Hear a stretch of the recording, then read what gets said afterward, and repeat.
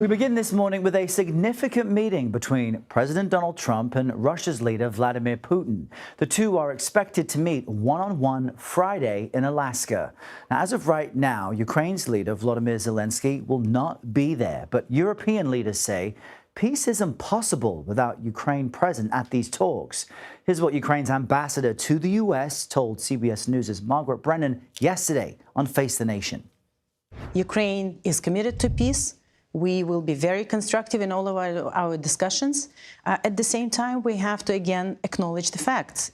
It's Russia that attacked us. It's Russia that illegally occupied Crimea. Now, we all understand the reality on the ground, and we are ready to discuss, how to end this war, and that's why ceasefire, as a step, has always been so important to stop the killings. CBS News congressional reporter Taurean joins us now from the White House this morning with more on this. Good morning, Taurean. Coordination of high-profile, high-stakes talks like this typically takes months. So what is the president's plan? Yeah, so while you mentioned at the top there, Errol, that world leaders would certainly like this to become a trilateral meeting, including Ukraine and this discussion between the U.S. and Russia, it's unlikely, even though talks are still fluid now as to that Friday meeting. We know that President Trump said that this was imminent after his frustrations grew more and more tense with the fact that Russian leader Vladimir Putin refused to come to the negotiating table. Now that this is set for some type of first face-to-face confrontation in Alaska, it's likely that territory will be discussed, and that's one that gives a lot of world leaders pause without Ukrainian President Volodymyr Zelensky at the table to negotiate as part of that, Errol.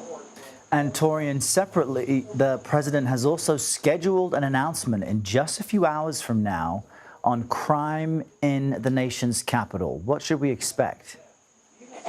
Yeah, this is something that the president has telegraphed for a couple of weeks now. This comes after he posted on Truth Social calling out homelessness in the district and said that it's time for the federal government to intervene in some sorts. According to our local CBS affiliate, WUSA, local D.C. sources tell them that they're expecting the deployment of the National Guard to come in sometime soon. This also comes after the president did similar in other states like California, which is facing quite a bit of litigation as we see there. But the president is moving forward with his discussions and plans to potentially federalize local law enforcement or law enforcement to curb what he sees as crime. Local officials, though, are pushing back, Earl, saying that there has been a consistent decrease in crime statistics in the district for a while now, so they are certainly not welcoming of any type of intervention from the federal level. Yeah, they say crime is down in the nation's capital, so we'll see what really happens here. Taurean, thank you. And just so everyone is aware, we will carry the president's news conference live for you this morning. It's scheduled to begin at 10 a.m. Eastern, so stay close to CBS News 24/7.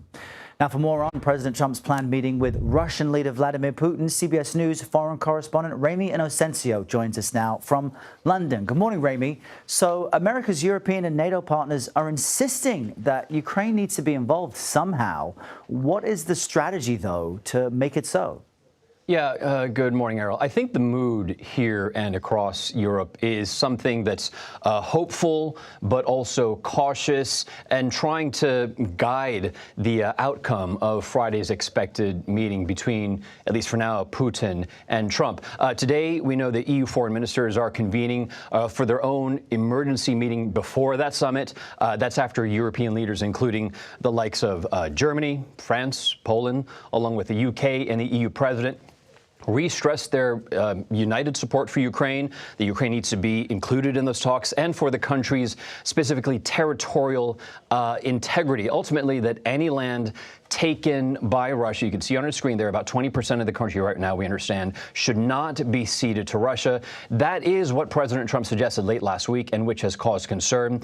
NATO Secretary General Mark Rutte weighed in on this on Sunday. Take a listen. When it comes to this holding of Ukrainian territory, that there might be a factual situation that they are doing this, but that we can never accept that in a legal sense, as this is called a de jure sense. As you know, the US hosted embassies of Lithuania, Latvia, and Estonia between 1940 and 1991, acknowledging that the Soviet Union was controlling those territories, but never accepting in a legal sense, in a de jure sense, that fact. Yeah, so he's pointing there to some historic precedents, Errol, but you'll notice that he left the door open just a little bit. He said it's up to Ukraine to decide whether to give up some land, but over the weekend, Zelensky stressed again that was in reaction to Trump that we know that Ukraine, as he said in his own words, will not gift territory to Putin. Yeah, they've been consistent on that. Ramy, thank you very much.